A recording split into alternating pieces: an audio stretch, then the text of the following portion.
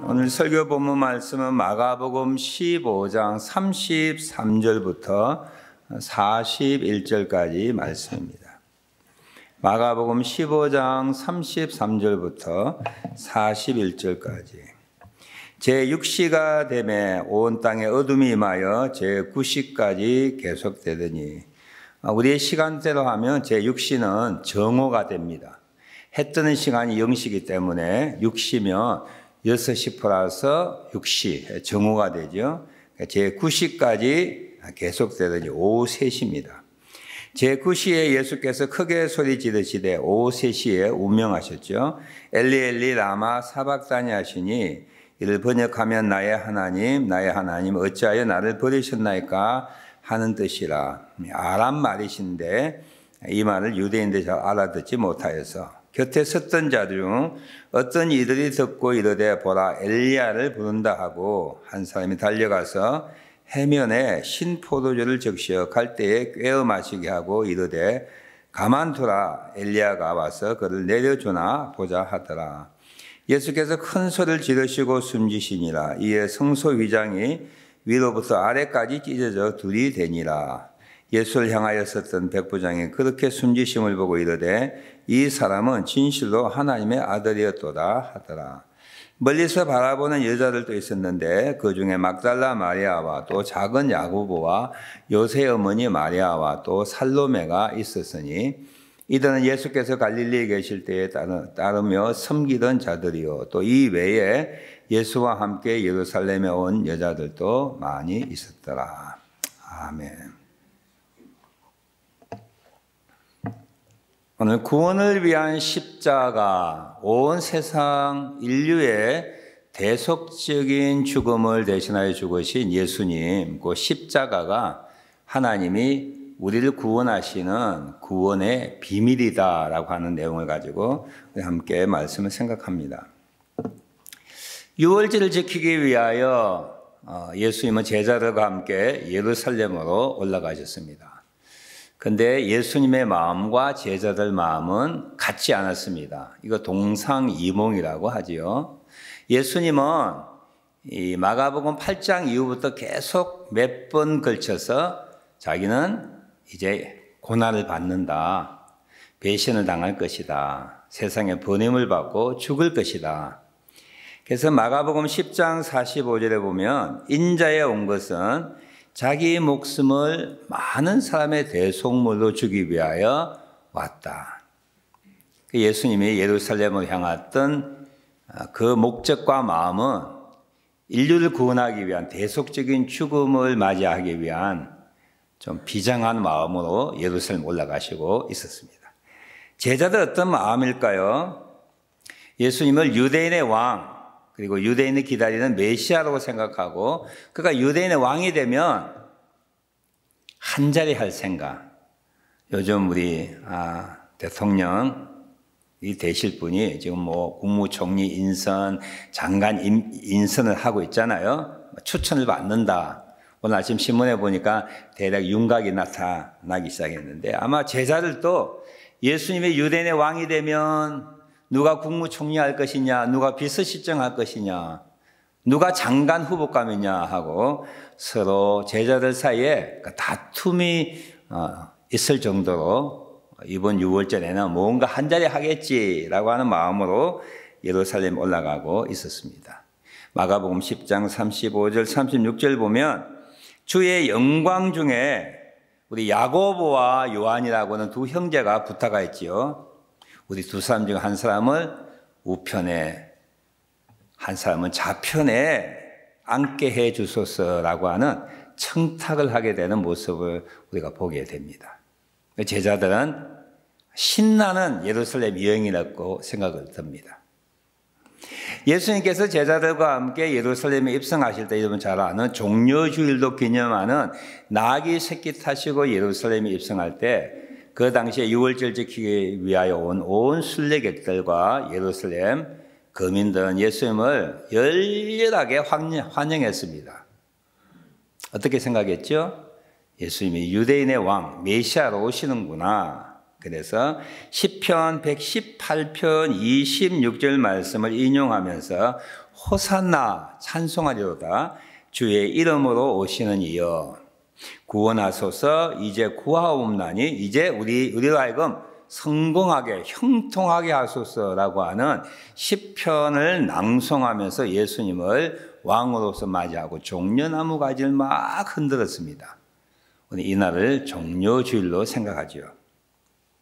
예루살렘 거민과 순례자들은 예수님을 역시 제자들과 함께 유대인의 왕, 유대인의 독립을 이루고 하나님의 영광을 나타내며 열방을 심판할 메시아의 통치가 이루어지는 그것을 이루게 가능하게 하신 메시아의 환영으로 이들이 그분을 열렬하게 환영하였습니다.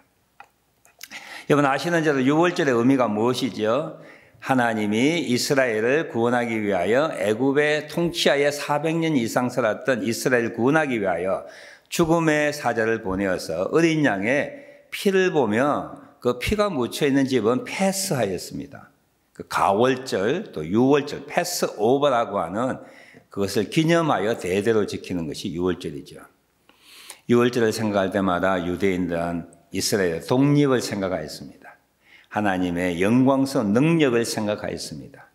그래서 6월절을 맞이할 때마다 하나님이 보내주시는 메시아가 오시면 우리가 로마의 압제에서 독립할 것인데 그러니까 지금은 질이 멸렬한 국가의 위상이지만 메시아가 오시면 열방을 심판하고 통치하는 그는 열방 중에 뛰어난 국가가 될 것이라고 하는 그런 기대와 소망 가운데 몇 천년을 살았습니다. 그때가 지금이다 생각해서 예수님을 열렬하게 환영하였습니다. 그런데 성경을 우리가 선입관 없이 편견 없이 우리가 믿음의 눈을 이렇게 내려두고 성경을 자세히 읽어보면 예수님이 예루살렘에 입성하시고 5일 동안 붙잡으시고 체포당하시고 십자가 죽이신 거 5일간 하시는 행적을 보면 제자들과 백성들의 기대와는 전혀 다른 행보를 하셨어요. 백성들은 뭘 원했지요? 메시아가 일어나자! 라고 소리치면 준비되어 있던 사람들이 왁 일어나서 무장봉기와 무력 시위를 통하여 로마 군인들을 물리치고 독립된 국가를 만들고 또 메시아가 능력을 발휘하시니까 어마어마한 능력을 발휘하는 그런 일들을 기대했습니다. 그러나 그런 기대와는 정반대의 행보가 5일 동안 일어나셨어요. 성경 읽어보면 예수님께서 성전에서 계속 가르치셨습니다. 여리고 성에서 소경을 고친 것 외에 예루살렘에서 기적을 행하지 아니하셨습니다. 병자를 고치지도 아니하시고 기적을 행하지도 아니하시는 평범한 일상을 예루살렘에서 보내신 거예요.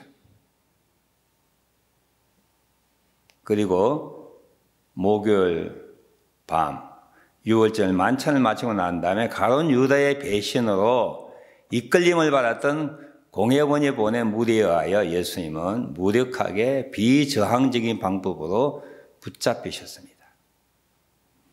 제가 몇 번 설교해서 아시지만 유대인들은 밤에 재판을 안 합니다. 공회 사내들은 밤에 모이지가 않는 거야. 그런데 밤에 모였습니다. 불법 집회, 불법 재판을 통하여 예수님을 신성모독죄로 정하고 금요일 아침 6월절이 해지면 시작되는 금요일 아침 빌라도 총독의 관저에 찾아갔습니다. 성경에는 새벽이라고 되어 있는데 로마 총독이 몇 시에 업무를 시작할 수 있을까요? 몇 시에 우리 새벽 예배 하듯이 새벽에 일어나서 업무를 시작하겠습니까? 7시. 7시도 일찍지 않습니까? 8시. 나이는 안 돼요. 왜냐하면 예수님이 9시에 십자가 지기 시작하시거든요. 그러니까 9시는 안 되는 거예요. 그러니까 로마 총독인 빌라도가 8시 정도 돼서 유대 공회들인 사내들인의 회원들 방문을 받고 예수님을 재판에 넘깁니다. 그리고 로마 군병에게 채찍질 받습니다. 다른 복음에 의하면 헤롯 왕에게 다시 예수님이 보냄을 받고 다시 헤롯 오게 되고 사형 선고를 받게 됩니다. 그리고 예수님이 9시에 십자가 지셨으니까 단 1시간 만에 사형 언도가 받고 집행되어서 오후 3시에 세상을 떠나는 거예요. 이 사건을 보면 우리가 이해하지 못하는 여러 가지 인간적인 요소들이 작용하게 됩니다. 첫째는 가룟 유다가 배신했다는 것도 알려지지 않은 이유이고요. 그 다음에 마가복음 14장에 보면 유대인들이 오랫동안 거짓 메시아라고 여겨졌던 예수님을 잡아 죽이기 위하여 계획을 짰습니다. 마지막 주간인 이때도 유대인들이 모여서 계획을 짰습니다. 이번에 예수를 체포할까? 죽일까?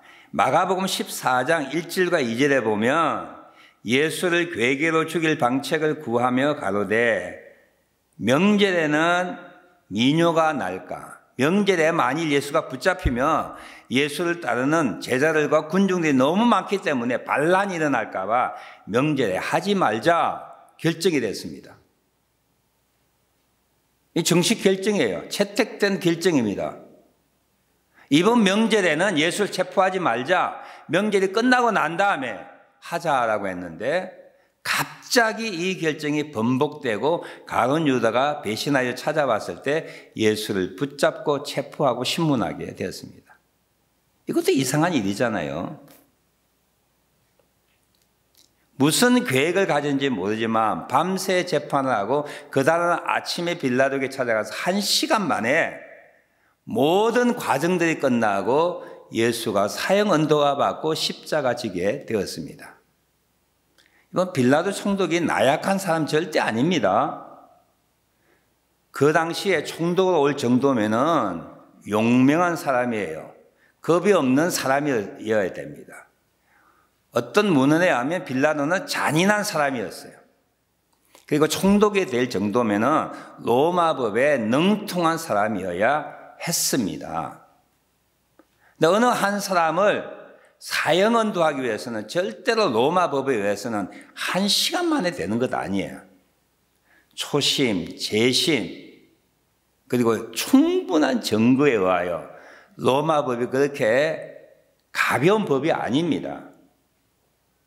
충분한 증거에 의하여 재심 절차를 거쳐서 그 증거가 온당하다고 여겨질 때 사형이 집행되는 거예요. 사형 언도가 나고 난 다음에도 그대로 적결 심판한 법은 전쟁 외에는 없습니다. 그런데 그 빌라도가 로마 총독이 1시간 만에 예수를 충분한 증거 없이 사형에 언도 내리고 사형에 집행했다고 하는 것도 믿지 못하는, 있을 수 없는 그런 일이죠. 더 한 가지 이상한 일은 예수님이 체포되시고 그리고 사형 언도를 받으시고 죽으신 다음에 예루살렘 동네는요 조용했습니다. 이거 이상하지 않습니까? 여러분 목회자가 갑자기 사라졌는데 우리 교회가 조용한 거예요. 그 정상이야, 비정상이야? 비정상이지요. 5일 전만 해도 메시아라고 했던, 환영했던 예루살렘 주민들이, 순례자들이 그가 붙잡혔다는 건 몰랐다고 쳐도 십자가에 처형되고 알고 난 그 명절이 끝난 다음에도 예루살렘은 조용했습니다. 어느 누구도 의의를 제기하지 않았습니다. 이게 2000년 전 예수님께서 체포당하시고 십자가 지실 때의 예루살렘 상황이었고 그걸 성경에서 그대로 보여주고 있는 거예요. 공회들인의 공개적인 정책들이 갑자기 번복이 되고 예루살렘 주민이 조용해지고 예루살렘 주민들이 항의하지 아니하는 이상한 평온한 한 주간이 예수님이 십자가 지시고 죽으셨던 그 한 주간이었다고 생각되는 거예요. 물론 우리는 믿음의 눈을 보기 때문에 누가복음, 마가복음, 요한복음의 거의 많은 분량들, 어떤 분량에는 2분의 1, 어떤 분량은 3분의 1, 어떤 분량에는 5분의 1 이상을 이 마지막 한 주간에 집중을 시키지만 어쩌면 2000년 전에 예수님의 체포와 죽음과 그분의 말씀은 백성들에게 전혀 영향을 주지 아니하는 그의 죽음에 무관심한 그런 사건이었다고 생각되는 거예요. 이상하지 않습니까? 황당한 일이 일어나지 않았습니까? 믿을 수 없는 일이 일어나지 않았습니까? 어이없는 일이 일어나지 않았습니까? 예상 밖의 일이 일어나지 않았습니까? 왜 그렇게 예루살렘 주민은 잠잠하지요? 그렇게 무기력하게 예수님은 체포되어서 십자가에서 정치범과 함께 무력하게 죽어갔을까요? 왜 그랬을까요? 그 이유는 이것이 온 인류를 구원하시기 위한 하나님의 계획과 방법이었기 때문입니다. 사람의 힘에 의하여, 사람의 기대와 열망에 의하여 예수께서 움직이신 것이 아니라 예수님은 하나님의 뜻에 의하여 자기 자신을 대속의 죽음으로 세상 죄를 지고 하는 하나님의 어린 양으로서 이 땅에 오셨고 그 일을 이루시기 위하여 모든 되어지는 일들에 대하여 그는 순응하고 받아들이시고 하나님의 신비한 구원의 계획이 이루어질 수 있도록 자기를 내맡겨진 사건이 바로 2000년 전 고난주간에 일어났던 사건이었습니다. 예수님은 온 세상을 구원하기 위하여 이 땅에 오셨습니다. 그 구원은 세상의 권력으로부터 구원이 아니었습니다. 구조적인 어떤 악으로부터, 불평등으로부터 구원하기 위함이 아니었습니다. 가난으로부터, 질병으로부터 구원하시지 않기 위하여 그분은 영웅으로 이 땅에 오시지 않으셨습니다. 싸우는 워리어, 전사로 오시지 않았습니다. 그래서 그는 무력의 방법으로 군중들을 이용하여서 무력 시비로 봉기로서 세상을 뒤엎는 분이 아니셨습니다. 하나님이 계획한 구원은 죄로부터 구원이었고 하나님이 예수님의 죽음을 통하여 구원은 하나님의 심판으로부터 구원이었고 하나님의 대적되는 악한 영으로부터 우리 영혼을 자유롭게 하는 영혼의 구원, 그 구원을 원하셨기 때문에 하나님의 죄 없는 어린 양으로서 쓸쓸하게, 무참하게, 고독하게 세상의 기대와는 다르게 십자가에 죽게 하는 것이 하나님의 계획이었습니다. 이 죽음이 구약에 수없이 우리에게 보여주고 있는 것이지요. 이삭이 모리아 산에서 그의 아버지 아브라함에 의하여 죽임을 당하는 그 형상을 통하여 예수님의 죽음을 우리에게 예시하고 있지요. 예수님은 예루살렘에서 죽으셔야 되는 거예요. 모리아 산이 바로 골고다에서 죽으셔야 되는 겁니다. 이사야 53장에 보면 메시아가 이 땅에 오셔서 고난의 종으로서 당하시는 여러 가지 영육간의 고통에 대하여 예언하고 있습니다. 그가 찔린다, 그가 상한다, 그가 징계를 받는다, 그가 채찍에 맞는다, 도수장으로 끌려가는 어린 양처럼 잠잠하다, 죄인과 함께 십자가에 달릴 것이다, 그의 묘실이 부자처럼 될 것이다, 범죄자를 위하여 기도할 것이다 라고 하는 이사야 53장의 예언이 이루어지기 위해서는 어떤 죽음을 당하셔야 되는 거죠? 전쟁터에 죽으시면 안 되는 거예요. 외롭게 친구의 배신을 통하여 쓸쓸하게 십자가에서 죽으셔야 되는 거예요. 예수님은 직접 그의 죽음에 대해 언급하실 때 인자가 그 뱀처럼 높이 달려야 된다, 인자가 높이 달려서 죽어야 된다, 자기 죽음에 대하여 말씀하셨습니다. 하나님의 이 방법이에요. 하나님의 계획입니다. 하나님의 하시는 일이에요. 그리하여 이해되지 않는 황당한, 말도 되지 아니하는, 예상 밖에 믿을 수 없는, 어이없는 예수님의 죽음을 통하여 하나님의 구원 계획이 그제서야부터 시작되고, 우리가 그 증인이잖아요. 2000년이 지난 다음에 전 세계에 수십억의 인원들이 2000년 동안 예수 그리스도의 십자가의 죽음을 통하여 하나님을 만나고 영생을 소유했던 증인들이 바로 우리들입니다.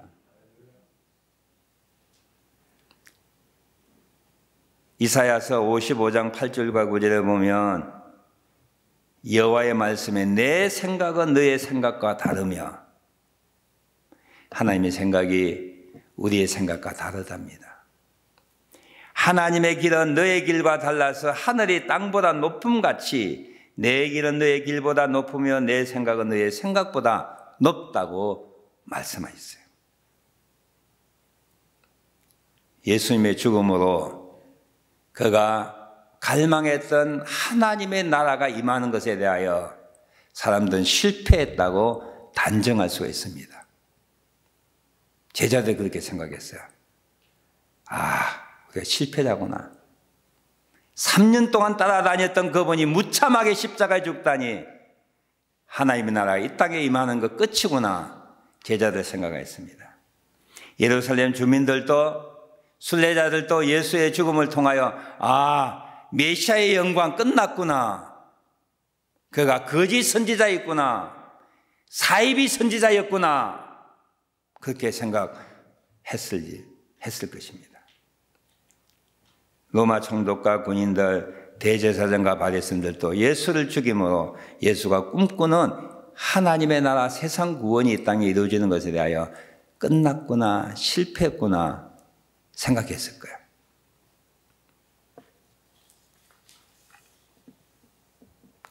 그러나 이사야 66장 18절에 예언된 것처럼 때가 이르면 열방과 열족을 모으며 그들이 와서 나의 영광을 볼 것이며,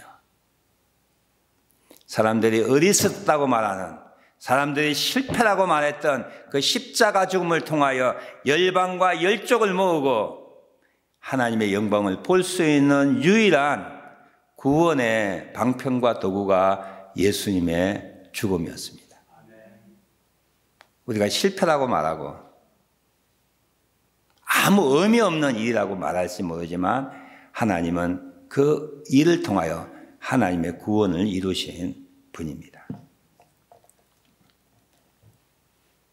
십자가는 인류를 구원하기 위하신 하나님의 비밀스러운 계획이었습니다.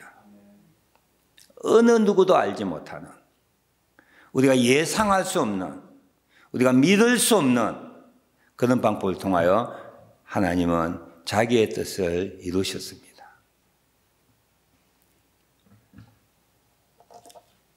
이 말씀을 근거로 하여 한 가지 우리에게 교훈이 되고 믿음의 대상이 되는 것, 여러분과 함께 나눕니다.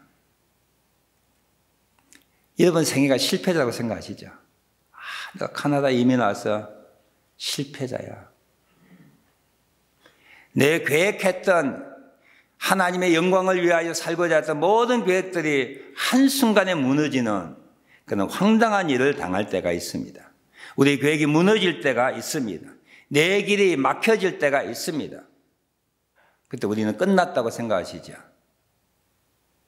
정말 끝난 것일까요?